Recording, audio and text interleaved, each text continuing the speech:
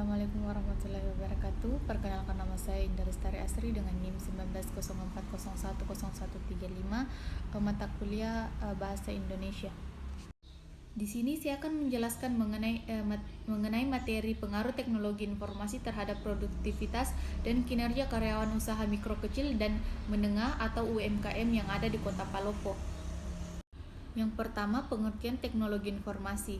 Kata teknologi bermakna pengembangan dan penerapan berbagai peralatan atau sistem untuk menyelesaikan persoalan-persoalan yang dihadapi oleh manusia dalam kehidupan sehari-hari. Sedangkan kata informasi dapat diartikan sebagai berita yang mengandung maksud tertentu.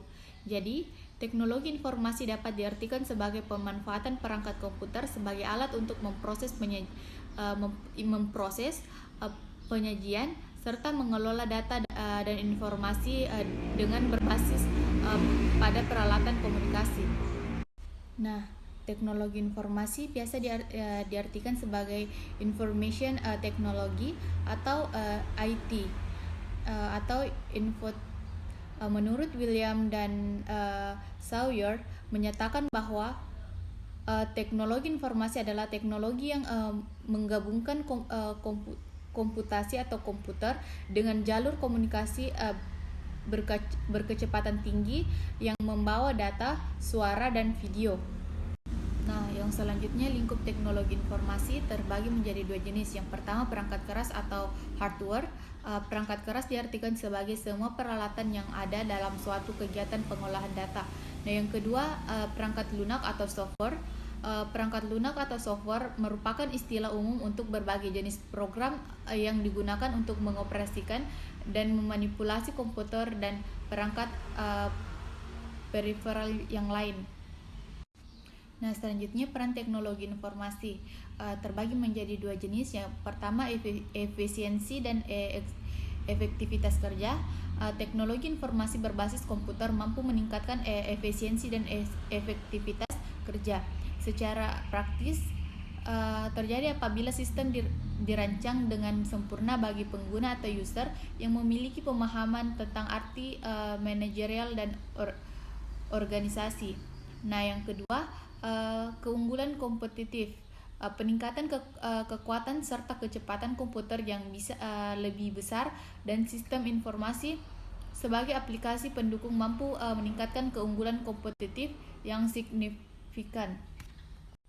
Nah, selanjutnya fungsi teknologi informasi. Terdapat 7 fungsi utama teknologi informasi. Yang pertama, penciptaan informasi, dan yang kedua, penciptaan dan pemeliharaan saluran, dan yang ketiga, seleksi dan transmisi informasi, dan yang keempat, penerimaan informasi secara selektif, dan yang kelima, penyimpanan informasi untuk diambil kembali, dan yang keenam, menggunakan informasi, serta yang terakhir, penelitian kritis dan sistem feedback.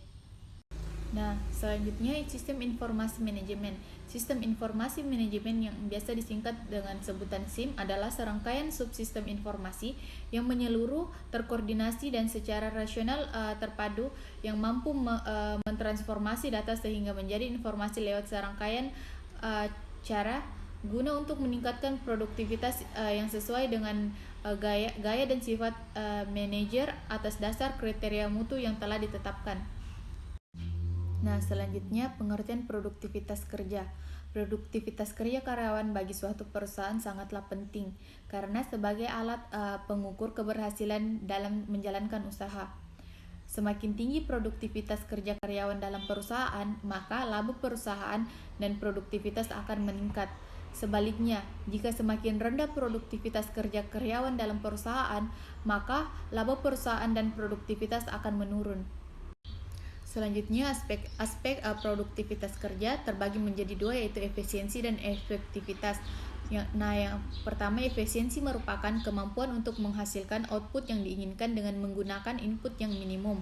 Sedangkan efektivitas merupakan kombinasi berbagai faktor dalam dan luar organisasi dalam usaha untuk mencapai tujuan dan sasaran organisasi.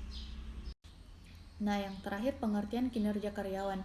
Kinerja atau performance merupakan gambaran mengenai tingkat pencapaian pelaksanaan suatu organisasi, kegiatan atau kebijakan dalam mewujudkan sasaran, tujuan, visi dan misi organisasi. Nah, mungkin itu saja materi yang dapat saya sampaikan. Kurang lebihnya mohon dimaafkan. Wabillahi taufiq wal hidayah. Wassalamualaikum warahmatullahi wabarakatuh.